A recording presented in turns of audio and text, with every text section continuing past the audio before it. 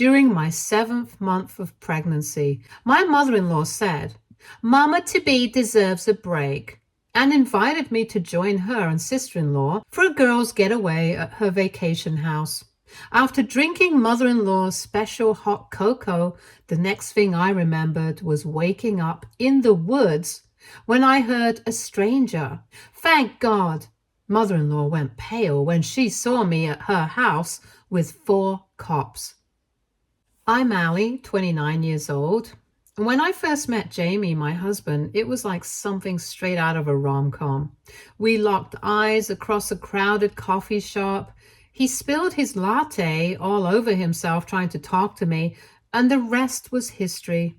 After a whirlwind romance, we tied the knot when I was 25 and he was 29.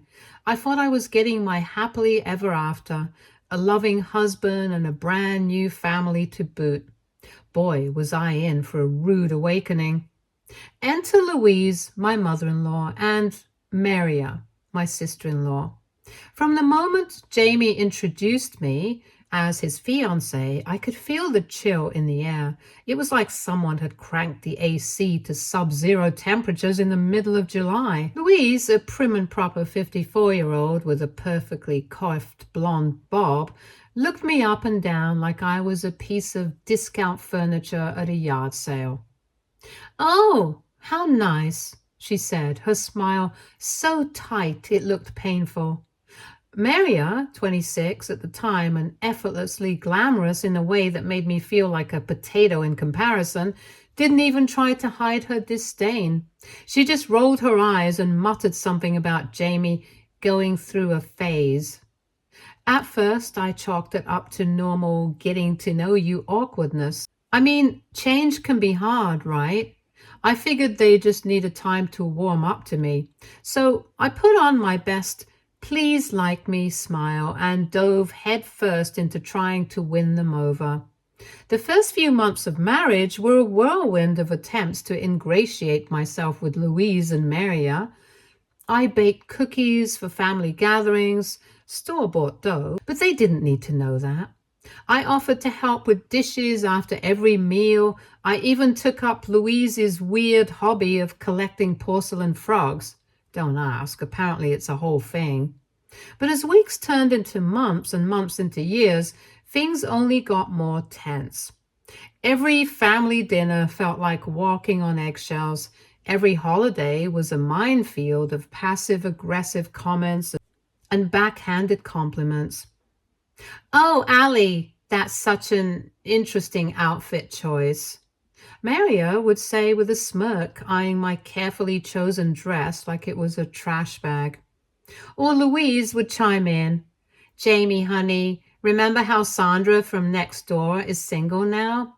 She always had such a crush on you in high school. Such a shame you two never got together." I tried talking to Jamie about it, but he'd just shake his head and give me that boyish grin that usually melted my heart. "They don't mean anything by it, babe. That's just how they joke around. You're being too sensitive." But it didn't feel like joking to me. It felt like death by 1,000 paper cuts. I remember one Thanksgiving that was particularly brutal. I had spent hours slaving over a handmade pumpkin pie, determined to impress Louise with my domestic skills. When I proudly presented it at dessert, Louise took one bite, wrinkled her nose, and said, "Oh dear, did you forget the sugar, or is this some new diet fad I'm not aware of?" I felt my cheeks burning as Maria snickered behind her napkin. Jamie, bless his oblivious heart, just shoveled another forkful into his mouth and mumbled, "Tastes fine to me, hon." That night, I cried myself to sleep while Jamie snored beside me, blissfully unaware of the war being waged in his own family. But I was determined not to give up. I was going to win over these women if it was the last thing I did. I threw myself into being the perfect daughter-in-law and sister-in-law, with a zeal that bordered on manic. I offered to babysit Maria's kids at the drop of a hat, even though her twin terrors made me want to tear my hair out. I volunteered to host every family gathering, scrubbing our home within an inch of its life to meet Louise's exacting standards. I even started watching those mind-numbing reality shows Maria was obsessed with, just so I'd have something to talk to her about. Nothing seemed to work. It was like trying to fill a bottomless pit with pebbles. No matter how much effort I put in, I never seemed to make any progress. The breaking point came about 3 years into my marriage. It was Louise's birthday, and I had spent weeks agonizing over the perfect gift. I finally settled on a beautiful handcrafted photo album filled with family pictures I'd painstakingly collected and arranged. When Louise opened it, I held my breath, hoping against hope for a genuine smile, a word of thanks, anything. Instead, she flipped through it with a bored expression and said, "Oh, how quaint. You know, Maria got me a spa weekend.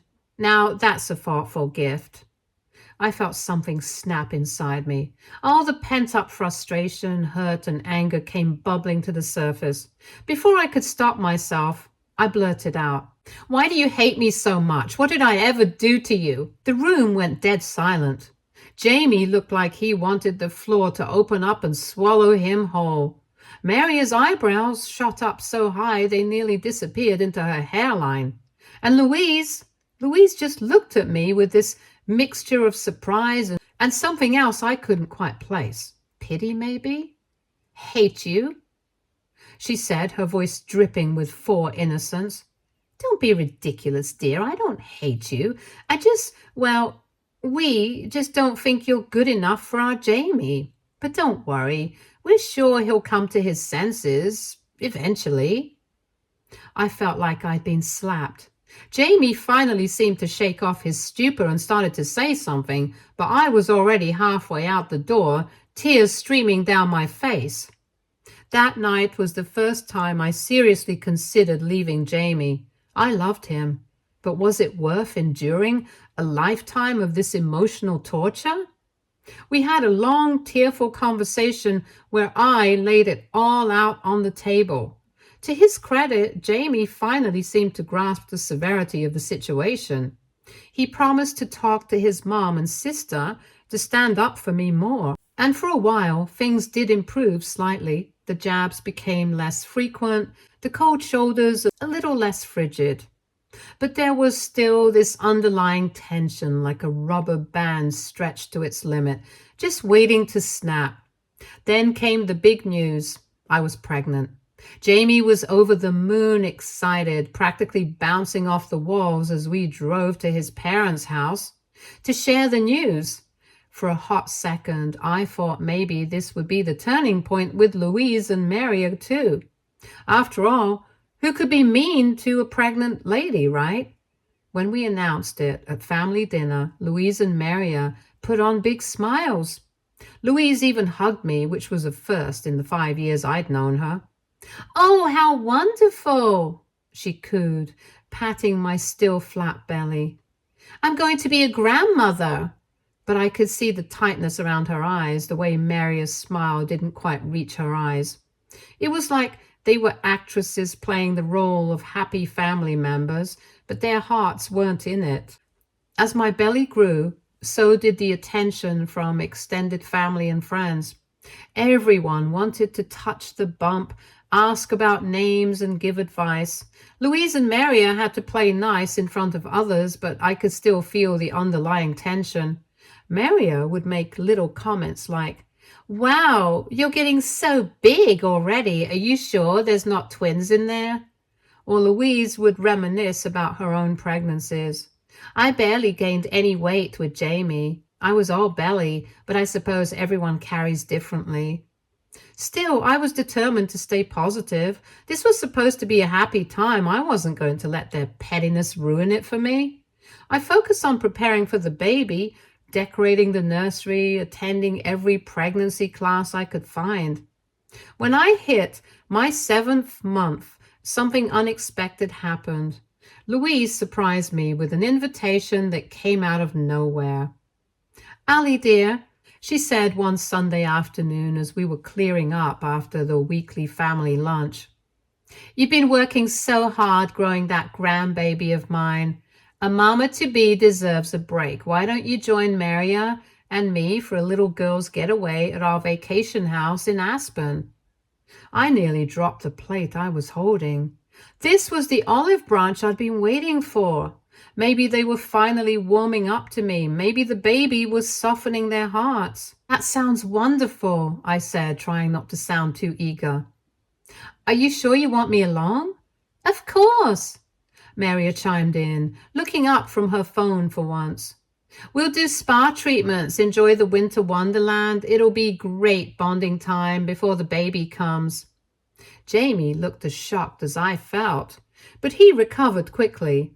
"That's a great idea, Mom," he said, giving me a thumbs up behind their backs. "Ellie could use a break, and it'll be nice for you all to spend some quality time together."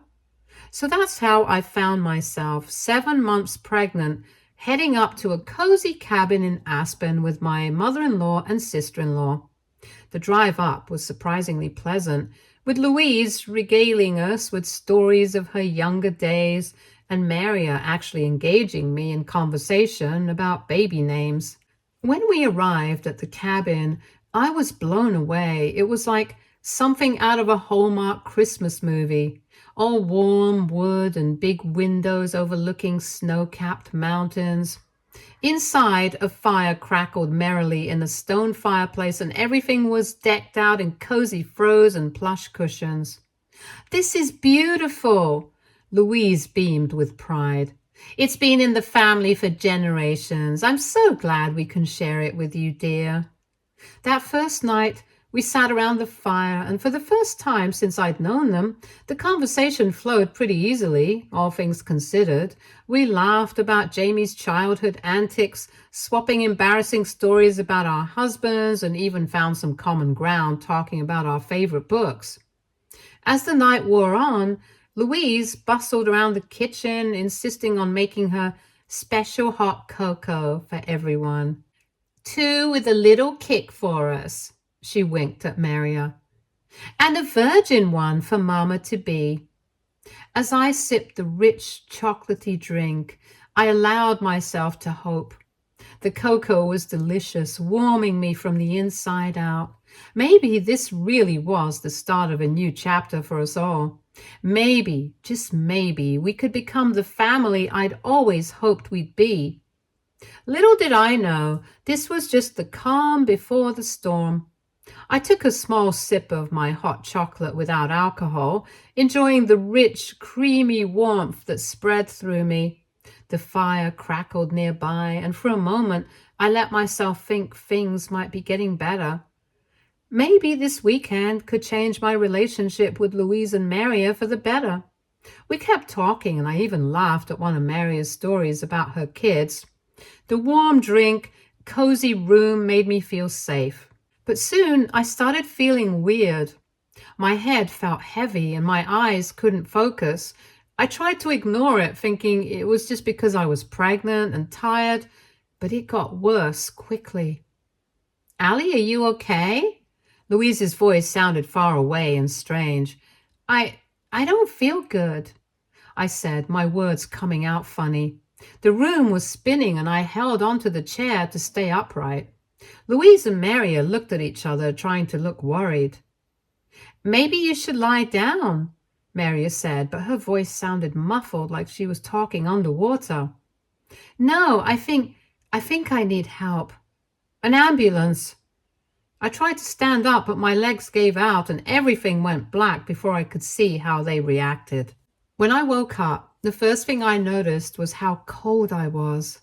I was lying on something hard and wet, and I couldn't feel my body. I panicked when I realized I didn't know where I was or how I got there. I tried to move, but my body wouldn't listen. "Thank God you're awake," a voice cut through the fog in my head. I forced my eyes to open and saw a man kneeling next to me. He looked rough but worried, and he wore a big coat. I could see his breath in the cold air. Who are you?" I asked, my throat dry and scratchy. I'm Stephen. I found you passed out in the woods. I was about to take you back to my cabin to help you, he explained, his voice kind but strong. He helped me sit up slowly, his hands warm against my freezing skin. I shook uncontrollably, my teeth chattering from the cold. Stephen quickly put his coat around me, and it felt so warm compared to the icy air. We need to get you inside. You might freeze out here, he said urgently. With his help, we walked through the thick forest.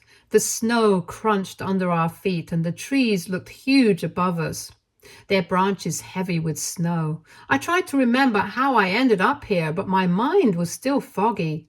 When we got to his cabin, Stephen helped me inside and started taking care of me. He wrapped me in blankets and sat me down near the fireplace where a big fire made the room nice and warm. I saw two women carrying you into the woods from my cabin. I couldn't believe what I was seeing at first, but when they left, I went to check and found you, he explained, looking worried. His words made me feel sick. I suddenly realized what happened, and tears filled my eyes. Two women? Yeah, one with blonde hair and the other, well, she was wearing a hat, but they were both wearing all black, very fair-looking ladies. Would you know them by any chance? It was my mother-in-law and sister-in-law, I whispered, my voice breaking. Stephen looked angry. That's terrible. They should be arrested for what they did, leaving a pregnant lady out in the cold like that. They must be insane, he said firmly. His anger gave me strength. After talking for a while, I finally felt the anger that had been building up inside me. It was time to make them pay for what they did. With Stephen by my side, we drove to the police station. I told the officers everything, explaining how Louise and Maria had treated me over the years and what happened that night. Stephen stayed with me, his calm voice helping me tell the story clearly. The officers took us seriously and agreed to come back to the cabin with us to talk to Louise and Maria. As we got closer, my heart was beating fast. I couldn't believe I was about to face them after what they did. When we arrived, Louise and Maria were sitting in the living room drinking tea like nothing had happened. They looked scared when they saw me with the police. Allie, what's going on? Louise asked, sounding nervous. Stephen stepped forward, looking serious. These are the women I saw carrying Allie into the woods. They're wearing the same clothes. The officers turned to Louise and Maria, who tried to act like nothing was wrong. There's been a mistake. We were just having a girls' trip. Allie must have gotten lost in the woods. I felt really angry. I had some hot chocolate before I passed out. I felt dizzy and weird, and then I woke up in the woods. They drugged her. They must have, Stephen said, his voice strong and sure. Louise and Maria kept saying they didn't do anything. We didn't do anything. She's making this up. Look, mister, I don't know what you think you saw, but we didn't do anything to Allie. She's a grown woman. It's not our fault she went wandering about in the woods. Louise yelled, looking panicked. Stephen suggested testing my blood to see if I'd been drugged.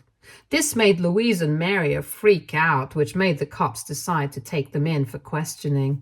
As they were taken to the police cars, I called Jamie to tell him what happened. He was shocked and said he'd get on the plane right away to be with me. I'm so sorry, Allie. I had no idea. I'll be there as soon as I can. Jamie sounded worried and guilty, finally realizing how deep his mother and sister's hatred was.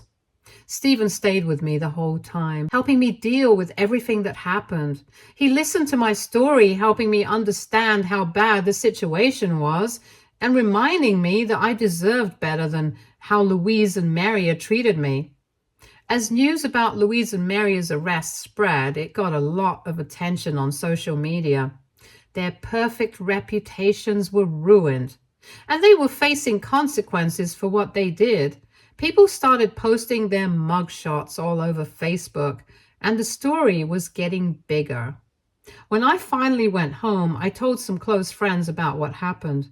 Their support and advice helped me feel stronger and more determined. Some of them thought I should write a Facebook post about what happened to warn other people about how dangerous toxic family relationships can be. With their encouragement, I wrote a heartfelt post telling everything that happened from when I met Jamie to the scary night in Aspen. They also told me to post on this revenge show forum, sharing my story to show others that it's important to protect yourself from people who want to hurt you. The response from Facebook was amazing. I got so many messages of support from friends, strangers, and even people who had been through similar things. My story touched a lot of people, and it felt good to finally tell the truth. As for Louise and Maria, their lives changed forever. They were publicly shamed, facing a bit of legal trouble as they tried to dodge their hearings, probably thinking that their money and influence could wash all of this away, but not this time. Their social status was ruined. Jamie stood by me, more supportive than ever, and our relationship got stronger as we dealt with this tough time together.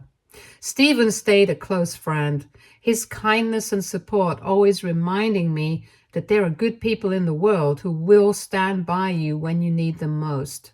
Meanwhile, the legal case against Louise and Maria was moving forward. At first, they tried to say they didn't do anything wrong, but there was too much evidence against them.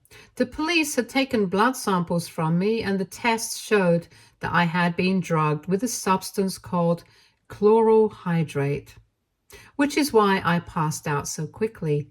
Luckily, I'm in good health and my baby was not affected by the drug, but I'm still pressing charges because I've never seen anything more evil than drugging a pregnant lady. Jamie had come to Aspen and he was very supportive. We went to the court hearings together, and having him there gave me the strength to face Louise and Maria in court. Seeing them in the courtroom looking scared and not so confident anymore was both painful and healing. During one of the hearings, Stephen was asked to testify. He told the court exactly what happened that night, describing how he saw Louise and Maria carrying me into the woods and how he found me passed out and in danger. "I couldn't believe what I was seeing," Stephen said, his voice steady.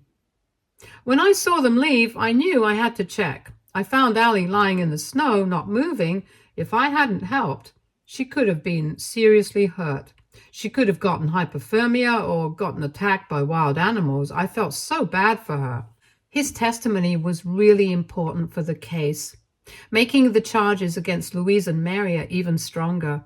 As the trial went on, it became clear that they had done what they did because they were mean and wanted to hurt me. The day we got the verdict was really tense. As we waited in the courtroom, I felt nervous and excited at the same time. When the judge finally told us the decision, I felt so relieved. Louise and Maria were found guilty of several things, including drugging me and emotional abuse. They got probation, had to do community service, and had to go to counseling. Of course, they got away with a slap on the wrist. The ladies are loaded, but I was satisfied knowing that this would be a stain on their records for the rest of their lives, and that anyone could Google their arrest records with a click of a button. Louise and Maria had the nerve to be shocked and angry at the verdict, hopefully expecting that the whole thing would be thrown out. Why they didn't just settle out of court with me, I have no idea. Their lawyers clearly didn't have their best interests at heart because we had a compelling case against them. I guess they really thought that they'd just get away with everything scot-free. But when you commit a crime of this magnitude and do little to nothing to cover your tracks, you're basically asking for it. For the first time in their lives, they had to face the consequences of what they did. As I left the courtroom, Jamie hugged me tightly, finally supporting me. Stephen was nearby, giving me a kind smile. It had been a long and hard journey to get here, but I felt like things were finally over and I had won. Louise and Maria had to start their community service, and I heard through the grapevine that they were having a hard time adjusting to their new reality. Part of me felt a little satisfied about that, but mostly I just felt sad that things had turned out this way. Jamie's relationship with his mom and sister was understandably strained. He tried to process his feelings about what had happened, torn between his love for his family and his anger at what they had done. We had many long talks about it, and I did my best to support him without pushing him one way or the other. As my due date got closer, I started to worry about how having a baby would change things. Would Louise and Maria try to come back into our lives? How would we protect our child from their toxic behavior?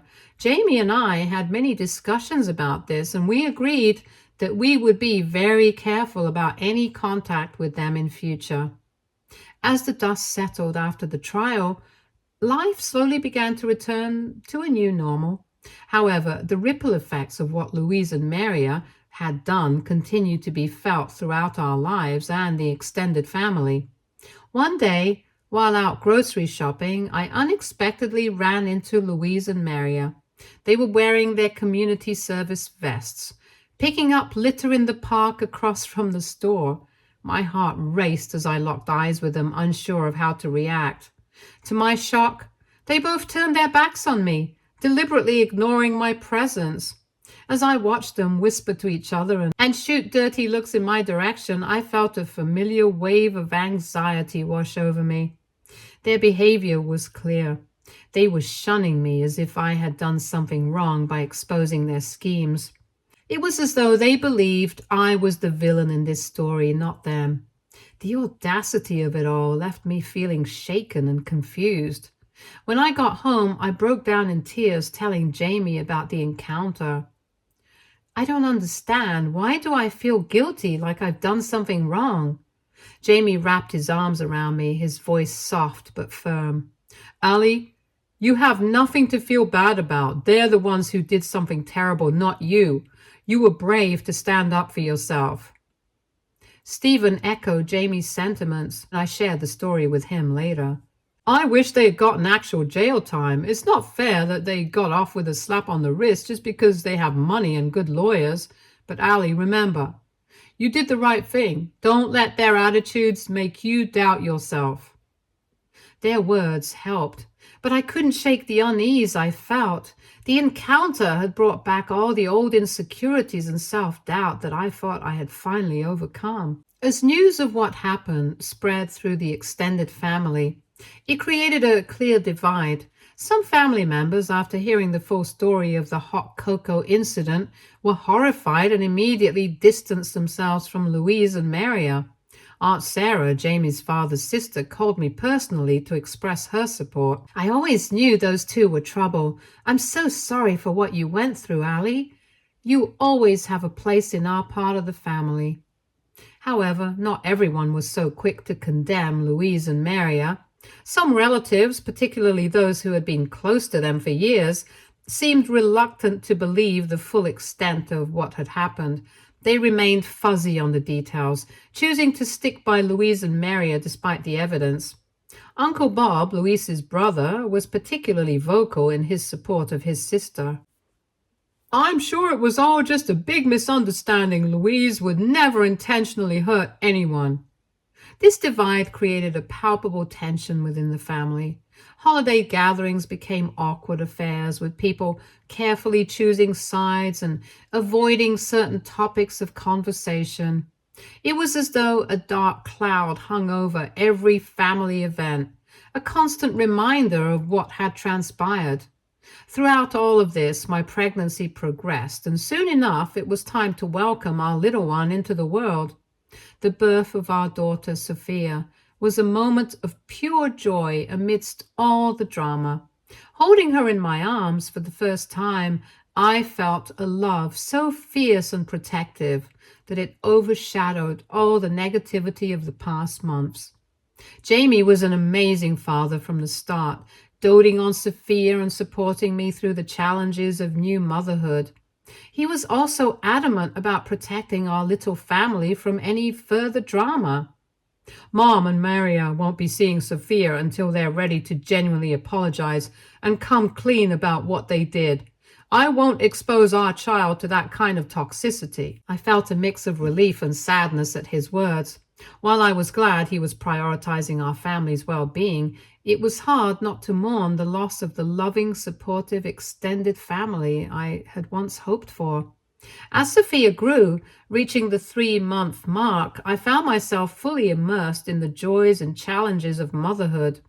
My days were filled with diaper changes, feeding sessions, and stolen moments of sleep. The drama with Louise and Maria, while still present in the background, began to fade in importance as I focused on my recovery and Sophia's health. Stephen remained a constant presence in our lives, often stopping by with home-cooked meals or offering to watch Sophia so Jamie and I could catch up on sleep. His unwavering support continued to be a bright spot in our lives. "You're doing great, Ali. Sophia is lucky to have you as her mom." I even asked Stephen to be Sophia's godfather, and he happily accepted, though it was the least I could do, since he literally saved my life. Since I clearly cannot trust certain family members to do the job. Despite the small peace we'd found in our little bubble, the tension within the extended family persisted. Invitations to family events became complicated affairs, with hosts struggling to decide who to invite without causing drama. Jamie and I often found ourselves declining invitations, preferring to avoid the awkwardness and potential confrontations. One day, about 4 months after Sophia's birth, we received a letter from Louise. My hands shook as I opened it, unsure of what to expect. Inside was a short note. "Ali and Jamie, I hope this letter finds you well. I've been doing a lot of thinking during my community service and counseling sessions. I realize now that my behavior was inexcusable. While I'm not sure I'm ready to discuss everything in detail, I want you to know that I'm truly sorry for what happened. I hope that someday you'll allow me to be a part of my granddaughter's life. Louise." The letter left me with mixed emotions. On one hand, it was the first acknowledgement from Louise that she had done something wrong. On the other hand, it felt incomplete, lacking the full accountability I had hoped for. Jamie read the letter silently, his brow furrowed. "It's a start, but it's not enough. Not yet." I nodded, understanding his hesitation. We both knew that rebuilding trust, if it was even possible, would be a long and challenging process. As I looked down at Sophia, peacefully sleeping in her bassinet, I felt a renewed sense of purpose. Whatever happened with Louise and Maria, whatever tensions remained within the family, my priority was clear. I would focus on creating a loving, supportive environment for my daughter, surrounding her with people who truly cared for her well-being.